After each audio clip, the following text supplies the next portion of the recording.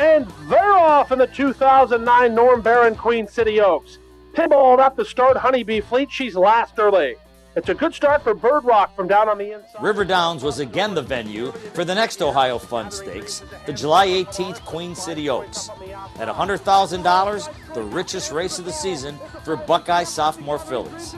Slide's choice may be based in Cleveland at Thistledown, but she absolutely adores the Cincinnati Oval. Posting her third victory in as many River Downs Stakes starts, the Devil is Due Lassie was a confident winner. But Slide's Choice, class and prevails here. It's Slide's Choice at 1-5, going on to score in the Norm Barron Queen City Oaks. And they're off in the Kevin Goemmer Tada Stakes.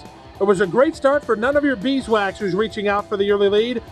The two-year-olds were back in the spotlight the following weekend as River Downs served up the Tada Stakes. None of your beeswax, an impressive winner in her maiden special weight debut in May, was even more dazzling as she battled from start to finish, proving best following a long stretch duel. Back Ohio Star on the outside. Here's the wire photo finish. And they're off in the 2009 Horizon Stakes. A horrible start for Popular Duty. Stumbled and was checked back. Brother Terry was away alertly and right to the early lead. The final three-year-old race of the year, the Horizon on the turf at River Downs, was the first race in August, a busy month on the Ohio Stakes calendar. The connection of Raise the Reward, encouraged by his third in the green carpet, thought he deserved another run on the infield lawn. Wrong, but right. The race came off the grass, but Raise the Reward romped on the dirt. Catch and Overdrive is up alongside, but Raise the Reward feels his presence and kicks right back. Raise the Reward is booting away at 3-2. Catch and Overdrive ran a great race, but he ran second to Raise the Reward, who wins the Horizon by 3. And they're off in the Vivacious Handicap. Good start down on the inside for Pay the Man, who's reaching out for the early lead. In the 1992 edition of River Downs' Vivacious Handicap, a filly named Fleur de McGurty swept all rivals to score in the turf fixture. 17 years later, a filly named Unbridled Flirty stormed down the stretch of the Cincinnati Oval to snatch victory away from Mini Mom. Her dam? None other than Fleur de McGurty. Unbridled Flirty and a huge upset possibility. Here comes Unbridled Flirty on the outside of Mini Mom. Mini Mom just in front. Unbridled Flirty and Tolentino at 7-1 gets up to win it. And they're off in the 19th running of the Cleveland Kindergarten Stakes, and going out there along the inside, it's Infatuation. Owners and trainers sleep like babies when they have unbeaten two-year-olds in their barn. Last summer found owner-breeder Barbara Johnson and trainer William Dougie Cowens well rested in August, especially after That's a Heck of a Cat remained perfect in 2 starts by splashing home first in Thistledown's August 8th Cleveland Kindergarten. And That's a Heck of a Cat has driven on. It's John McKee. That's a heck of a cat to take the Kindergarten by 4. And they're off in the 42nd running of the Miss Ohio Stakes, and getting the first call from the outside, it is Cowgirls Roll. She kicks clear. It was as easy as 1, 2, 3 for freshman filly Ohio Star last summer. Third to maidens in her career debut in Chicago, then second in the Tada at River Downs. She got home first in the August 22nd Miss Ohio at Thistledown. Ohio Star gave jockey John McKee a Juvenile Stakes daily double as he rode That's a Heck of a Cat 2 weeks earlier. And it's Ohio Star who's going to take the Miss Ohio. She's an Ohio Star. It's an Ohio Star out by 3. And they're off in the 23rd running of the Honey J Stakes. And going out there looking for the lead, it is Crack the Cognac. Along the inside, Turnpike Mike is there now. What a curtain call. King of the Roxy, voted Ohio Horse of the Year in 2007, was retired and about to begin a career at stud when owners Team Valor sent him back to the races. His Buckeye debut was a memorable one as he rallied to win the August 28th Honey J at Thistledown. King of the Roxy has found room along the rail, running up to the 16th pole. Try we may. King of the Roxy is closing with every powerful stride, and it's King of the Roxy. He was King of the Honey J here. King of the Roxy won by almost 2. And they're off in the 25th running of the Rose DeBartolo Memorial Stakes, and getting the first call here is Pay the Man. The following afternoon saw Pay the Man remain perfect at Thistledown in 10 starts against members of her own sex as she cruised to a 7 1/4 length victory in the $75,000 Rose DeBartolo Memorial. The veteran mare was winning the DeBartolo for a 3rd time.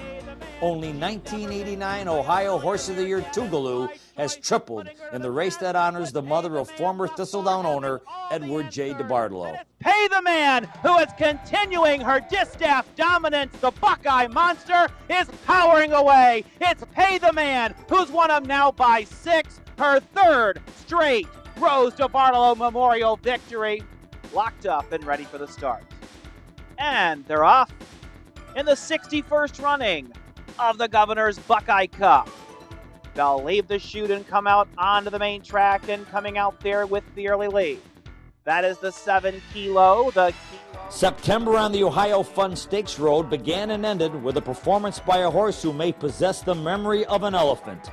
When Smarmy entered the starting gate for the September 5th Governor's Buckeye Cup, it had been a year since his last stakes victory. It just so happened to come in this same race in a photo over cat launch. In the 2009 renewal, same rally and same rival caught in deep stretch. On the far outside is Raise the Reward. Inside for Smarmy. They come to the wire. Cat launch and Smarmy on the inside. 2 wins in a row in the Governor's Buckeye Cup. Next up for Buckeye runners were the 5 races that make up the Best of Ohio Day. Thistledown was once again the venue, and the date was October 3rd. And they're off in the $75,000 Juvenile Stakes. From between horses, Drummond Island leads them by the line for the first time. On the outside is Busha. In the Juvenile Colt division, That's a Heck of a Cat had to work hard to remain unbeaten in 3 starts. Not only did he prevail by a scant nose, he had to survive a claim of foul. Busha, That's a Heck of a Cat. That's a Heck of a Cat and Busha. These 2 to the line, and the photo will decide it. Another thrilling photo finish here. And they're off.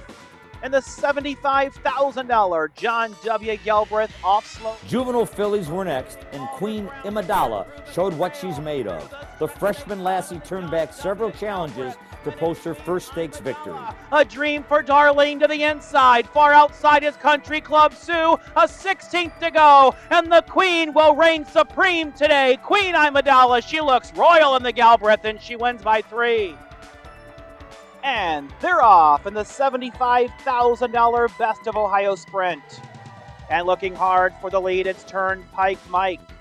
The 6 furlong sprint is usually one of the most hotly contested of the Best of Ohio races, and the 2009 edition kept that tradition alive.